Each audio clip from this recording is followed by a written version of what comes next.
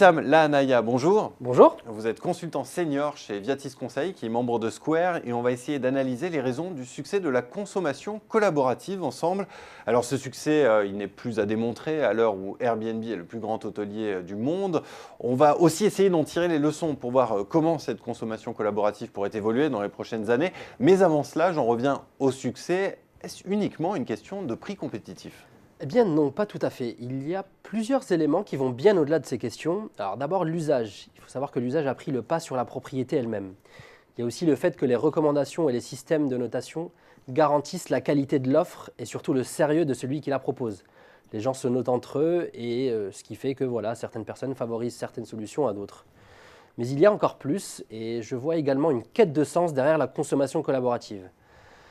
En fait, c'est vraiment le moteur, l'ambition d'un individu qui veut ajouter une couche d'intelligence dans sa consommation, qui aujourd'hui est vraiment synonyme d'une consommation désincarnée pour la plupart d'entre nous. Si vous prenez l'exemple du covoiturage, alors il permet un déplacement moins cher, c'est vrai, mais aussi avec un moindre impact environnemental. Et puis surtout, il offre simplement l'occasion de rencontrer de nouvelles personnes. Mais alors, comment est-ce que les entreprises peuvent se servir de cette ambition individuelle lorsqu'elles construisent leur offre ? Alors, on peut selon moi définir deux grands modèles. On est vraiment sur une vision macroéconomique qui simplifie un peu les choses, mais ces deux modèles se rejoignent d'ailleurs sur pas mal d'aspects, mais globalement, voilà. On a le modèle coopératif d'une part, qui va permettre de développer et de partager des bonnes pratiques. Je pense à titre d'exemple à Fairmondo, qui est une coopérative allemande 2.0, et qui a été pensée comme une alternative à Amazon, et qui en est vraiment un bon exemple de cette initiative coopérative. Elle se développe d'ailleurs petit à petit à l'international et montre que des trajectoires de croissance originales peuvent vraiment être imaginées et peuvent porter leurs fruits. D'un autre côté, il y a le modèle collaboratif. Alors, ce modèle favorise en revanche des circuits courts et se montre plutôt économe en matières premières et en énergie.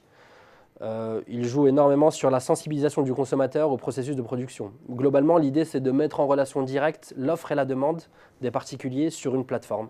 Alors justement, ce point il est intéressant. Ce modèle de plateforme ne risque-t-il pas de détériorer les opportunités de consommation intelligente qui sont, on l'a bien compris, le moteur de cette consommation collaborative ? Par exemple, je pense aux plateformes Uber, Deliveroo, qui fonctionnent aujourd'hui avec des auto-entrepreneurs au prix, bien évidemment, d'une dégradation des conditions sociales. Alors effectivement, je comprends que vous me posiez la question, elle est tout à fait légitime. Mais il faut garder en tête qu'il y a aujourd'hui des poids lourds qui ont pris une telle importance sur la scène économique qu'ils le resteront malgré ce problème, tant ils ont réussi à installer l'usage qui est tel qu'il est aujourd'hui.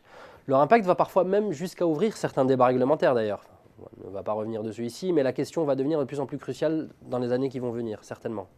Alors, il y a un exemple néanmoins qui me semble intéressant de garder en tête, car il prouve qu'on peut grandir et durer avec un système à la fois collaboratif et coopératif. Vous vous souvenez, les deux modèles ont pas mal d'aspects en commun, et là, en l'occurrence, c'est un très bon exemple. Celui du supermarché Park Slope Food Coop.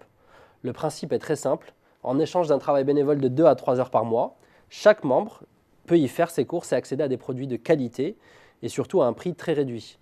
Alors c'est intéressant parce que le modèle repose sur un ingrédient clé qui est assez élémentaire, une intégration collective des enjeux individuels. On en revient à cette ambition individuelle comme moteur, encore une fois. L'initiative a d'ailleurs été reprise à Londres avec People Supermarket et maintenant aussi lancée à Paris avec la Louve. Effectivement. Alors vous parliez de grandir durablement. Qu'est-ce qui vous fait dire que finalement, on n'est pas dans un simple effet de mode ? Alors, c'est pas vraiment un effet de mode parce qu'on parle de tendance lourde. Park Slope Food Coop a été fondé en 1973 à Brooklyn. On parle d'un mouvement des années 70 qui survit assez bien et qui d'ailleurs fait que d'autres événements similaires sont en train de naître aujourd'hui à Londres, à Paris. Si vous voulez un autre exemple qui survit assez bien, alors j'en suis assez fier d'ailleurs étant donné que c'est un exemple français, le Trocathlon, le premier dépôt-vente d'articles de sport organisé par Decathlon qui remonte à 1986. Alors le principe, pareil, on est sur de la simplicité et sur du sens. Une vente d'articles d'occasion expertisée par Decathlon. Si un acheteur se montre intéressé, les vendeurs sont alors rémunérés en bon d'achat Decathlon. Souvenez-vous encore une fois du sens. J'insiste, mais c'est vraiment important.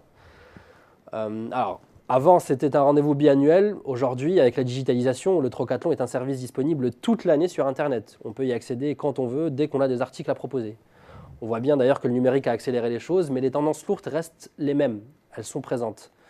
On parle d'une quête de sens chez le consommateur, d'un usage très simple et surtout d'un usage lisible.